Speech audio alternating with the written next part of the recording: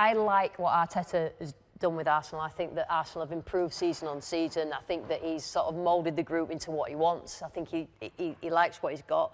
But I just think it's just an astronomical failure that they haven't got someone who puts the ball in the back of the net and they're relying on. I mean, I know it's been said so many times this season. He started talking about Havertz being about his genetics, a genetic monster, whatever it was. And then he got injured like literally the next game.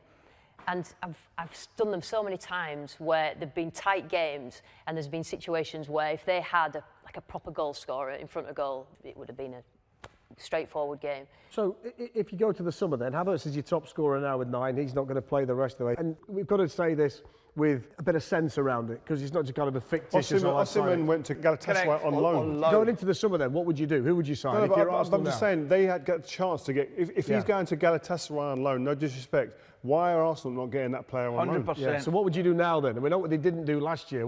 Going into this preference, Isak's the obvious answer, because he's actually here in the Premier League. He's proven in the Premier League. He scores goals against the best teams as well and best players. Yeah. He's going to be expensive. So he said too expensive. So if he's too expensive, where do they look? So Newcastle Sesko, don't need no players from Arsenal Sesko, then. So you couldn't work a deal Leipzig. like that? No, but I just feel Isak now they've won that, I think it's really even more difficult to get him away from there. The whole world is on it, isn't it? It's about finding these players before everybody else does. So there's a new director of football now. It's like, you've got to go after the players, a good free transfer. You can't just keep spending money on the obvious Declan Rice. But there will be some, you can be certain this summer they'll be buying a striker. Without doubt they'll be buying I don't agree. Liverpool went and banged 70 million on Van Dijk, 70 million on a goalkeeper.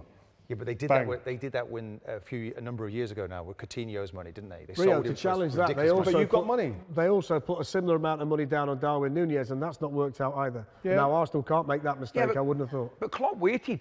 I mean, even in a couple of times for Alisson and Van Dijk. Waited, couldn't get him, waited, then went and got them. But Coutinho's money was astronomical, wasn't it? They were able to do that at that time, to push that amount of money. Arsenal are still working with those constraints. I'll tell you what I say about Isak. I mean, if you're Newcastle and owners of Newcastle, you're actually going the other way. You're building a team around Isak. Yeah. You're not selling him, you're building a team around him if you want to go. You said Sesko at Leipzig. That's more in the bracket that you're talking about, of one that might be more of an up-and-comer and might be more easy to attain than an Isak. I would suggest that there's already a player bought and it's already done. Okay.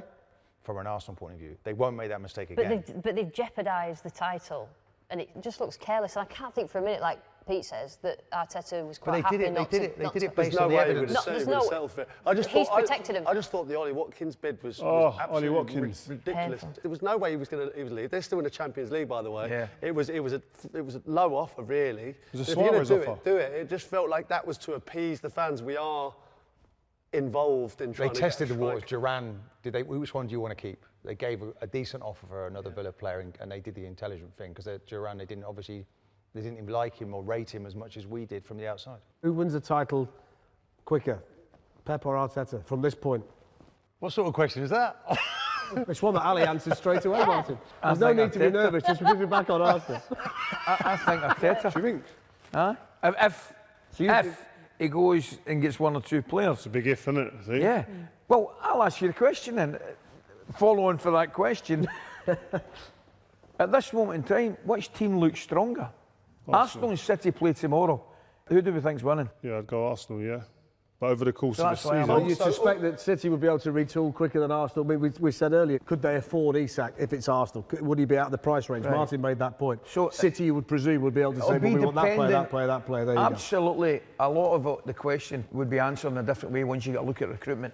Yeah, but in the middle of the season, what have they spent? 160 180 million? 180 million, and have they really improved that much? It's the first time we've seen with the recruitment of City where you're questioning, going, I don't know about that. There's one or two there for a while. You think, have they really... They should have done it in the summer, that's why, shouldn't they, surely?